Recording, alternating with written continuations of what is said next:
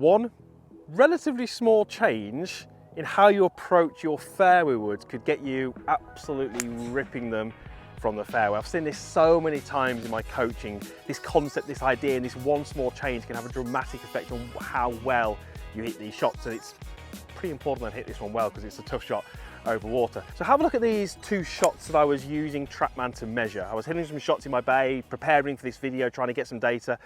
And the two shots on the screen there are very, very different. The one on the left is much higher and it actually went further. The one on the right is actually lower and carried a shorter distance. So what was that one change that I made to make that difference in the ball flight? Well, it was actually my attack angle. On that one on the left, it gave me the better ball flight, the more height, more distance. I was actually trying a little bit more to hit my fairway wood a little bit more like I would hit a 6-iron. On the right-hand side, that poorer shot, I was trying to hit my fairway wood more like a driver, trying to have those driver feels, those driver ideas, and that gave me a pretty terrible result. So the key change that we need to make is attack angle. And let me go through exactly why that's important. So fairway woods are difficult. They've got low loft. You know, I know that I stand here and I'm going to have anything between sort of 15, 16, up to 18 degrees, depending on what you carry. We look down, we don't see a lot of loft. Okay, so what do we want to do? We want to get the ball up in the air. And we hear things like you've got to sweep the ball away. You know, even things, get sort of told you that you've got to approach it like a driver. Well, you can't. The biggest difference with the driver and all the other clubs in your bag is the ball is on a tee. This ball is not on a tee. So when I have those ideas of sweeping the ball up or staying behind it, hitting it like a driver, I generally get an attack angle which is exactly like it would be for a driver. Why is that a problem? Well, have a look at my fairway wood and the golf ball. The golf ball is obviously sitting on the ground. So when we have an attack angle which is upwards, what that means is the low part of your swing is behind the golf ball. So when we have the low point behind the ball, that's how we get the club working more upwards in this positive attack angle. But what that means is the club is working away from the ground, and it means that your contact point on your fairway wood is pretty much always going to be middle to slightly lower in the club face. There's just no way of getting around that. The only other way you could try and get the strike higher would be to try and get the club lower before the golf ball. But guess what? The ground's in the way. So when you start to sweep it too much, you start to hit lower in the face. Now, with these modern clubs, we have something called gear effect, which is basically how the club reacts on contact. So if you hit lower than center, the club will react to that. And what will happen is as you hit lower than center, the club will actually rock back, and you can see what that's doing to the loft. It's de-lofting the golf club. So my ball is actually going to come off the club face lower than it could do. Now, the golf clubs are fantastic, well designed. That actually imparts more spin. That more spin gives you a little bit more climb. So it kind of helps a little bit, but you're going to get a lower launch angle. So when I stand there over this golf ball and I have those ideas of sweeping it away, and maybe I feel like my weight's on my back foot and I'm trying to approach it like a driver, it's very easy to hit it heavy. It's very easy to hit it low on the face, and it's very easy to completely top them like that. Because of that reason, we've said the club is always moving up and away from the ground. It's working up over the golf ball. So I top it. So what do I do when I top my fairway wood? Well, I think, I've got to get the club lower. So what do? I try and get the club lower, and suddenly we thump the ground before the ball. And then we kind of throw our arms up and we're like, I can't hit these clubs. I'm terrible with my fairway wood. We have to change attack angle. So here's what I'd love you to do. I'd love you to change your focus. Yes, this ball is on the fairway, so I won't be able to do this in reality, but I'm going to take a tee, and I'm going to place my tee the width of my fairway wood in front of my golf ball. So you can see there that I've got my ball and then my tee, and I'm just going to simply tap that tee in, so it's pretty much, well, only just protruding above the ground. Now, as I take my setup over this golf ball, I actually want to be feeling like I'm going to hit the golf ball and I'm going to hit the tee that's target side of the ball. So it means that my low point is going to get target side of the golf ball. Now, in order to do that, I have to think about my swing, I have to think about my transition, but even just that concept alone can really help. I would want you to approach these fairway woods more like a mid to long iron, where we've still got that negative attack angle. We're still shifting onto our lead side. We're still trying to land the club target side of the ball. it makes such a big change. And what you're having to do then is you're basically having to trust the golf club that's in your hand. The fact that TaylorMade have built this club with weight down low, with the center of gravity in the right place. Your job with these clubs is very, very simply, strike it well. If you strike it well, the loft and the way the club is designed will create the height for you, it will create that distance. So you have to trust the design, trust the loft is on the golf club. So in transition, that's when we can make or break this swing. So as I go back, I still want to feel like I'm shifting into my lead side early in that downswing. So by the time my lead arm gets level with the ground, I feel like I've got weight and pressure into that lead side.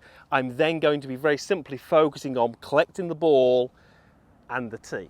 Now setup is also important. So I want to make sure that when I set up this golf ball, it's around about 1 to 2 balls inside my heel. Let's not get it up pushed where a drive would be. That's going to make it more difficult. So slightly inside the heel, nice wide stance, my sternum is nicely behind the ball, and even with a fairway wood, with my knees and my hips, I'm going to set slightly more weight here at setup.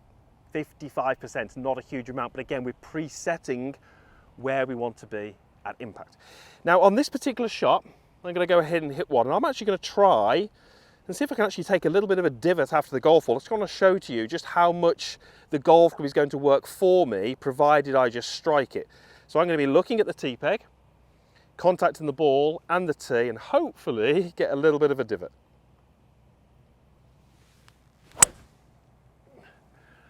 Okay, didn't get my divot, but the tee is gone. The tee is over here, I've broken it. So what does that tell me? It tells me my attack angle was pretty much as I want it to be. It tells me that my attack angle was level to slightly down. Now I didn't get my divot, so I'm going to have one more go. I haven't got the tee there anymore, but I'm going to visualize that tee's there. And that's a better shot. That's cutting into the middle of the green. I still can't get my divot. It's on the green, so I'm going to have one more go. But these are all great shots. And the reality is, because of the design of the club, the rounded sole, if you do contact the ground off the ball, you probably won't take a divot, because of the way the club is designed. And the attack angle is only going to be, 2-3 degrees down. It's not going to be sort of 7 or 8 like it would be the wedge, but I'm determined to try and show you this shot. And again, it's a perfect strike, but I just can't get that divot. But that's fine, because concepts and ideas there to help you this swing. The reality is I don't want you to take divots with your 3-woods, but it's fine if you do. It's just the concept of trying to get your weight to your lead side, focusing target side of the ball, and actually treating these a little bit more like a mid to long iron than a driver. Let's go back to the tee, because you there have 2 options and it can change a little bit. So what changed on the tee? What are those 2 options that you have? Well, I've got 2 golf balls teed up. Come and have a look and I'll show you what I've done here. So this golf ball here is on a tee. I'm not sure how well you can see the tee, but the tee's in the ground. If you get the option to tee the ball up, tee it up. There is never a point for me where it's better to go off the ground. But because I've teed that up so low to the ground, that's almost as if the ball is sitting on the ground. So everything we've spoken about so far in this video would apply. I can still have the same ideas, I can still get my attack angle down, I'm still going to get that really good result. But obviously we get to choose the tee height. Now, this one here is teed a little bit higher. You can see as I put the club in behind each of those golf balls, just how much higher that is. When I tee the ball a little bit higher, that gives me options. It gives me the option to change my attack angle. And if I start to hit this one where my club is traveling a little bit more upwards into the ball, like a driver, it will potentially, most likely, give me 5 to 10 extra yards. So on the tee, I've got 2 options. I can tee it really low and go through my normal fairway wood approach. But if I want to tee it a little higher, I can change my attack angle and maybe squeeze an extra 10 yards out of it if that's what the shot needs. So let's go through how we would do that. I'm just going to pick this golf ball up. So when I tee it a little higher like this, if I still have that negative attack angle, there's a very good chance I'm going to go under the golf ball. It's going to hit the top edge, it's going to pop into the air.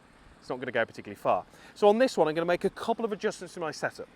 I'm going to push the ball a little bit further forward, closer to where it would be with driver. We can now start to have a few driver ideas and feels. So ball is going to go slightly further up in the stance. I'm now going to set my weight at 50-50, not slightly forward as we were before, so 50-50. And then very simply, through the golf ball, I'm going to feel like I'm shifting to my lead side with my lower body, but I'm going to keep the buttons on my top, my sternum, behind my belt buckle.